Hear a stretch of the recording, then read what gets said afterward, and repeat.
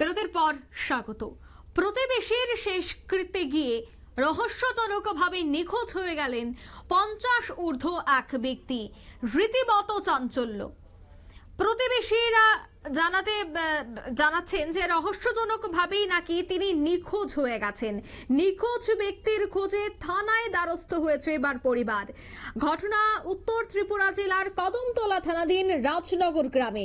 জানা যায় গত মাসের 26 তারিখ বুধবার 7 সকালে রাজনগর গ্রাম পঞ্চায়েতের 2 নম্বর ওয়ার্ডের বাসিন্দা নুরুদ্দিন, তার বয়স 50। সে পেশায় মুদি দোকানের ব্যবসায়ী।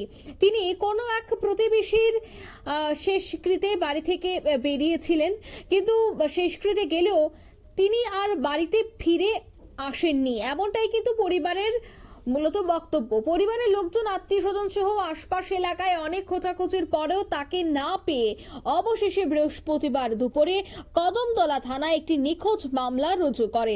পরিবারের মূলত বক্তব্য হচ্ছে যে তিনি প্রতিবেশীর শেষকৃত্যে গিয়েছিলেন, কিন্তু সেখান থেকে তিনি আর বাড়ি ফিরে আসেননি।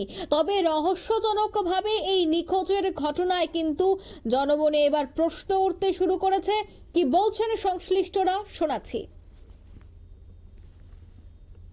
আমার বাবা গত 26 তারিখ বাড়িতেই বেরিয়েছেন, তো 10টার দিকে জানাজার নামাজে যাইতে হইয়া ওইখান থেকে আর বাড়িতে গেছেন না ফিরিয়া। তাই ওই গেছেন, কোন দিকে গেছেন, সব দিকে আমরা খোঁজাখুঁজি করছি, কোনো দিকে পাইছি না খুঁজিয়া। কুটুম পাইছিল তো, আত্মীয় আসেন, সব দিকে খোঁজাখুঁজি করছি, কোনো দিকে পাইছি না। থানা আমরা অভিযোগ জানাইছি শিক্ষাতা হন বলে আমাদের নিচে যে নাম্বারটা দেওয়া আছে ওটার মধ্যে কন্ট্যাক্ট করতাম বা কদমতলা থানার মধ্যে যোগাযোগ করতাম। ওনার নাম নুরুদ্দিন, বাড়ি রাজনগর পঞ্চায়েত 2 নম্বর ওয়ার্ড। আজকে নিখোঁজ হওয়ার 9 দিন হয়ে গেছে। বাবা, আমার নাম আবু বকর আলম। আপনারা শুনলেন তাদের বক্তব্য। নিখোঁজ হওয়ায় কিন্তু এবার চাঞ্চল্য, যদিও বাড়ির লোকজন তারা জানাচ্ছেন যে বিভিন্ন জায়গায় খোঁজাখুঁজি তারা করেছেন, আত্মীয় স্বজনদের সাথেও তারা যোগাযোগ করেছে, কিন্তু কোনোভাবেই খোঁজ না পেয়ে অবশেষে তারা থানায় দ্বারস্থ হয়েছে। একটি মিসিং ডায়েরি করা হয় এবং তারা অনুরোধ রাখেন যে খুব দ্রুত যেন সেই ব্যক্তিকে খুঁজে আনে পুলিশ। নিয়ে নিচ্ছে ছোট্ট একটি বিজ্ঞাপন বিরতি, সঙ্গে থাকুন।